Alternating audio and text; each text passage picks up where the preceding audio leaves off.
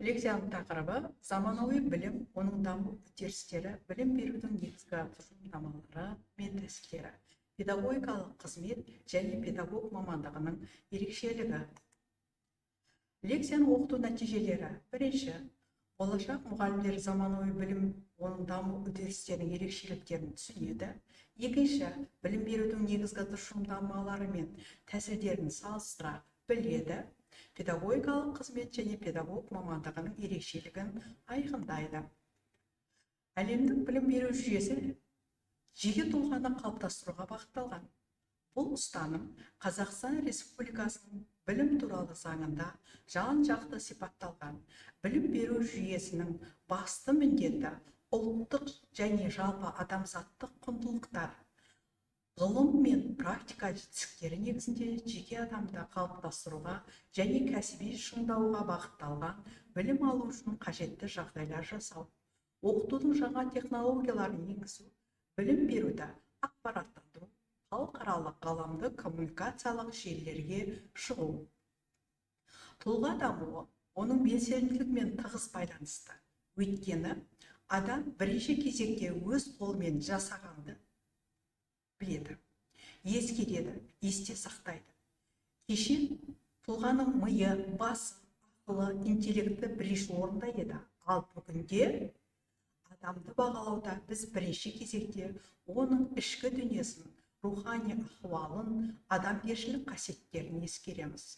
Абайдың «адам бол» деген рухани қағидасы бүгінде білім игеру жүйесінің басты қағидасына айналып отыр. Егер оқытуды біреудің басынан басқаның басына білім тасымалдау деп түсінсек, онда адамды ешнәрсеге де үйретуге болмайды деген Платон. Сол себепті қазіргі заманауи тәсілдерді енгізе білу мұғалімнің жасампаздық қабілетінің артуына үлкен әсер тигізері сөзсіз. Мұғалімнің шығармашылығы дами отырып, оқу үдерісінің сапалылығы артады. Оқушы мен мұғалім арасындағы қарым-қатынас стилі өзгереді. Жаңа сатыға көтеріледі.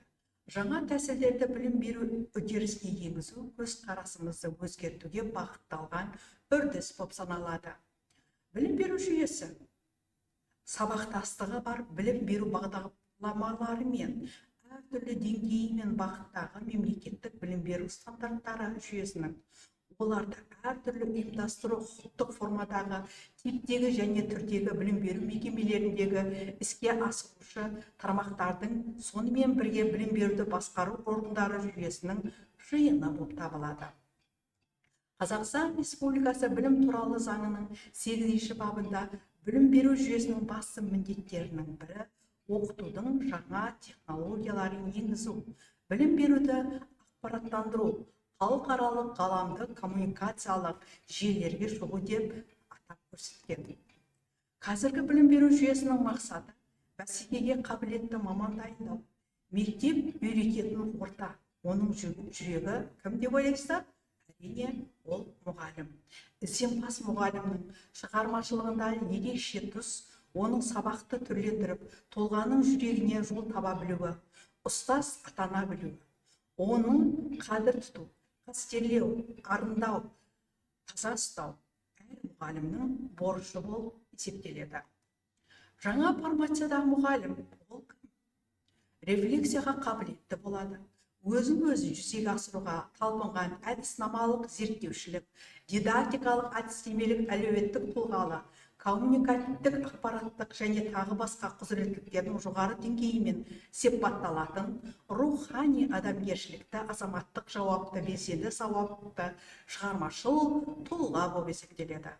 Жаңа педагогикалық технологиялардың негізгі мәні пассивті оқыту түрінен активті оқытуға көшу, оқу танымын ұйымдастырудағы бастамшылдығына жағдай туғызу, субъективтік позицияны қалыптастыру болып табылады.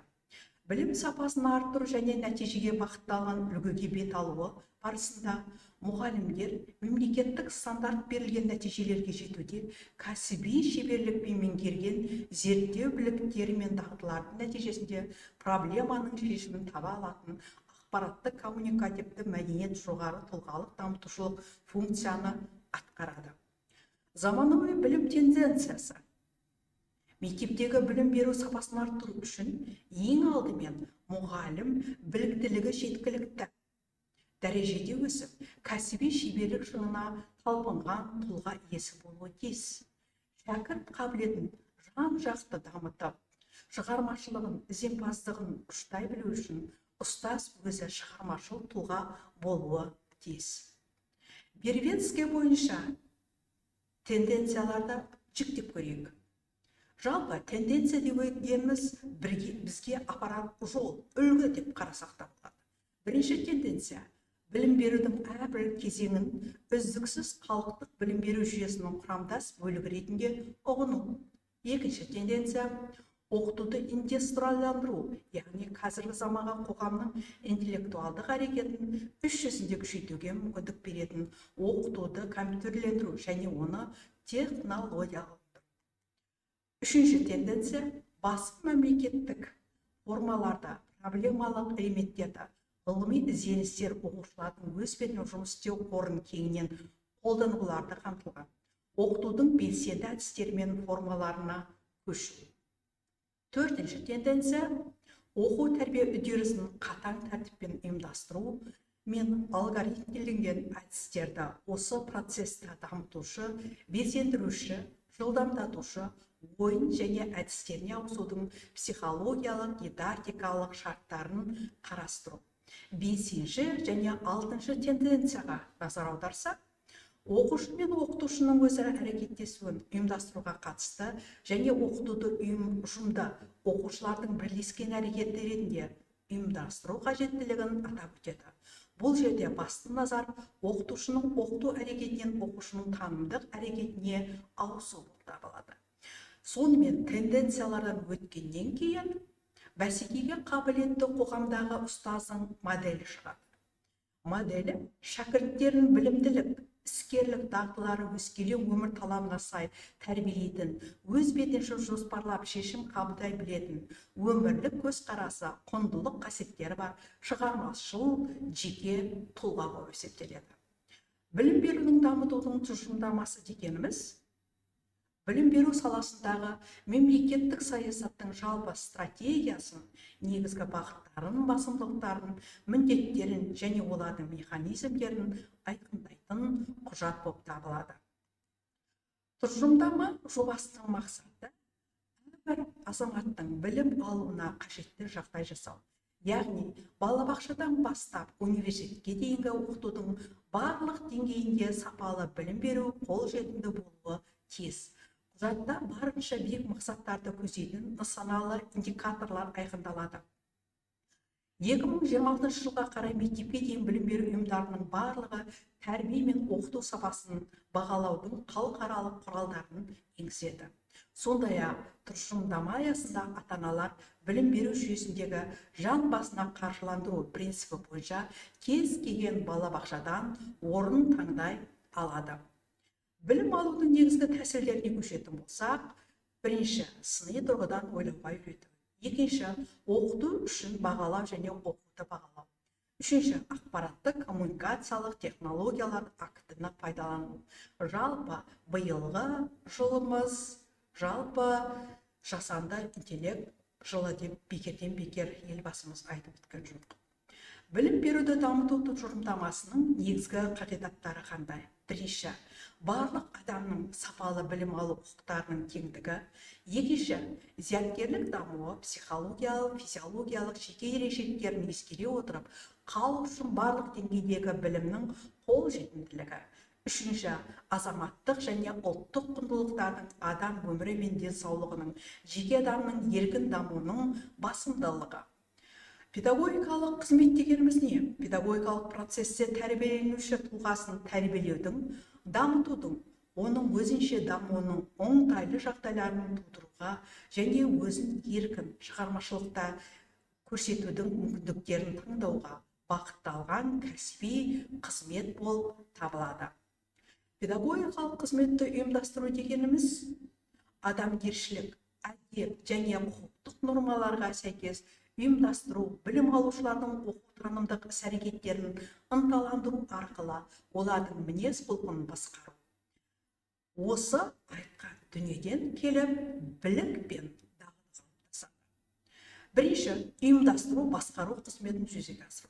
Екінші, білім алушылардың оқыту мен тәрбиелеу жұмысын жүзеге асыру, білім алушылардың қауіпсіздігі мен тұлғалық саулығын қамтамасыз ету, оқуға деген ынтасын қалыптастыру, оқытудың заманауи технологияларын қолдану. Кәсіби қызметте цифрлық технологияларды қолдану, ата-аналар мен кәсіби қоғамдасқан және қоғаммен ынтымақтасу, білім алушының жалпы мәдениетін қалыптастыруға және оны әлеуметтендіруге ықпал ету. Педагог мамандығының ерекшелігі неде?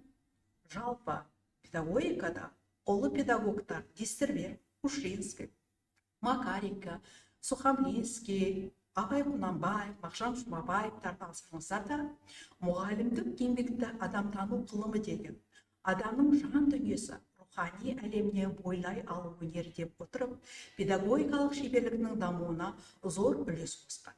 Осы тұрғыдан алып қарағанда, педагогикалық шеберлік кәсіби әрекетте жоғары деңгейге көтеретін мұғалім жеке қасиеттерінің, оның білімі мен білігінің жүйесі болып табылады.